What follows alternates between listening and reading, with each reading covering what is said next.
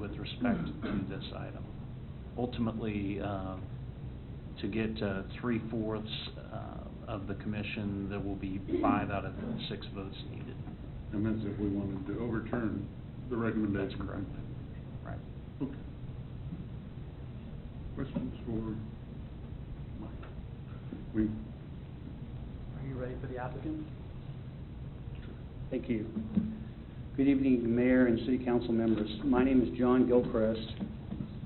I am an attorney with the law firm of Payne & Jones Chartered at 11,000 King Street in Overland Park, Kansas, 66210. I'm here on behalf of the 7 limited liability companies that own the property and are deemed the applicant. In summary, was just the Russell Family LLC, one of the owners. As indicated by staff, we are requesting a conditional use permit for 55 wells consisting of 33 production wells and 22 injection wells on property of 160 acres in the northern part of Gardner.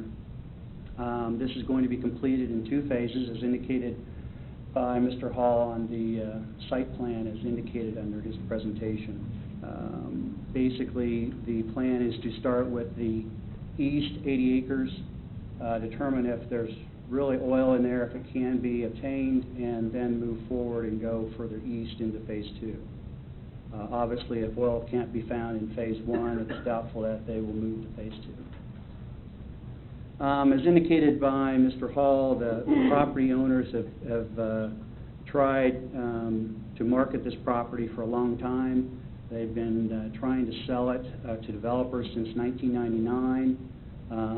In 2005, I believe the property was requested to be annexed and a sewer benefit district was put into place. And then unfortunately 2008, 2009 hit, and we were all hit by that financial recession, including the city and including my clients with respect to this property. Basically, all development, especially residential development, came to a standstill.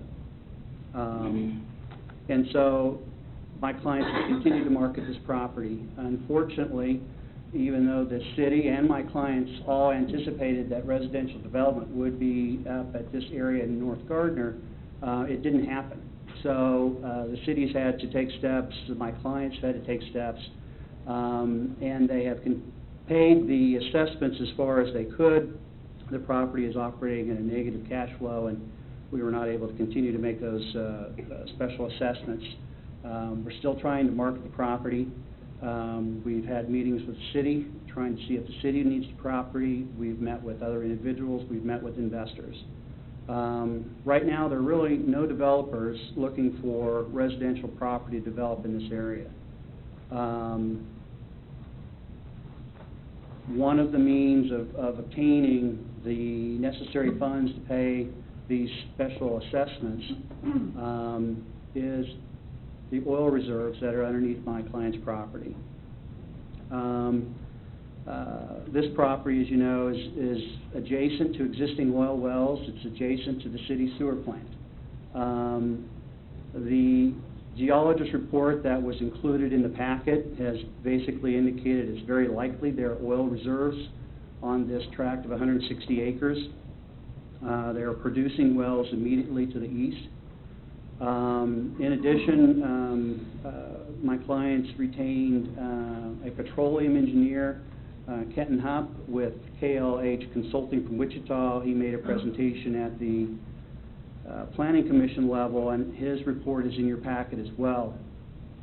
Basically, what he's determined is that in his conservative estimate, as he indicated in front of the City Planning Commission, is that there are 84,000 barrels of oil under phase 1 with a net value, a conservative value of $4 million.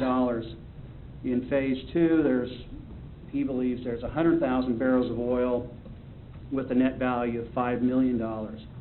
In total, we believe under these 2 phases of about $9 million of oil reserves. We believe that the income generated from the oil operations on these 2 phases would satisfy the assessments. And one thing that Mr. Hall mentioned, and you may not have caught it, but one thing that we're doing differently with this property as opposed to other areas, other wells in the area, is that we are not entering into a long-term lease with someone in another state, another county, that owns the lease, that is in control of the time frame, the lifespan of the oil operations. My clients will hire a qualified, reputable operator, licensed, that will perform the oil operations, but that will then give my client the control, the authority of when to stop production and when to sell the property for residential development. My client's primary goal with respect to these properties, as has been since 1999, is to sell this property for development.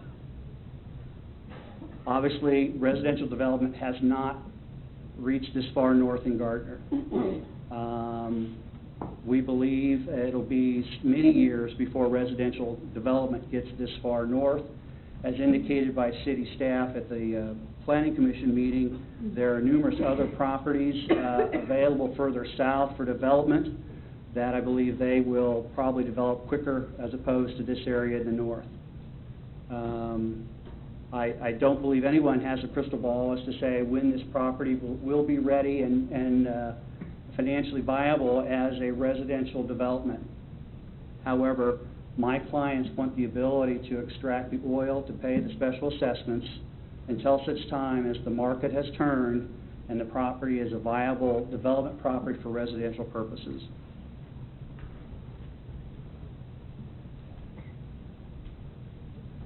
My client has every incentive to ensure that this property remains viable for long-term residential use. My client will not retain operators who will damage the property, damage neighboring property. We're asking for a 20-year CUP, which we believe that the residential demand will probably take that long to get to that point. In addition, that time period will also allow my clients to probably capture the oil reserves that are underneath those two phases, that 160 acres. The city has a quite extensive code for oil operations. In addition, there's the KCC, and there are also federal regulations. These wells would be drilled pursuant to the city code and under the supervision of city staff. One of the maps that Mr. Hall showed you is that the property is surrounded by oil wells. In addition, there are numerous operating and plugged wells throughout the city. An exercise we went through for the Planning Commission is that we tracked and we went through, and 5 out of the 7 planning commissioners live in subdivisions which include plugged wells. These plugged wells are in Madison Reserve, Prairie Crossing, Woodwood Park, Aspen Creek, Oakwood Manor, and Doublegate. The city staff has indicated that there are no known problems with any of these capped wells. They're not aware of any environmental issues with any operating or plugged wells within the city limits. However, staff, again, mentions for purposes of this CUP is that there's a potential for problems. We believe that the city code, the KCC, the Kansas Corporation Commission, as well as environmental protections from the federal government are in place such that these environmental problems are eliminated or greatly reduced, and there are procedures in place to immediately correct or cure any problems that may come into play. One thing that our petroleum engineer spoke of during the Planning Commission meeting, and it's in the record, is that, these wells are safe. They've made substantial developments in the last decade or longer, especially the wells in this area. They're low-pressure wells. They don't go that deep. The technology and the materials used are better. There's really less corrosion. The casings are better. Plugged wells are better. It's basically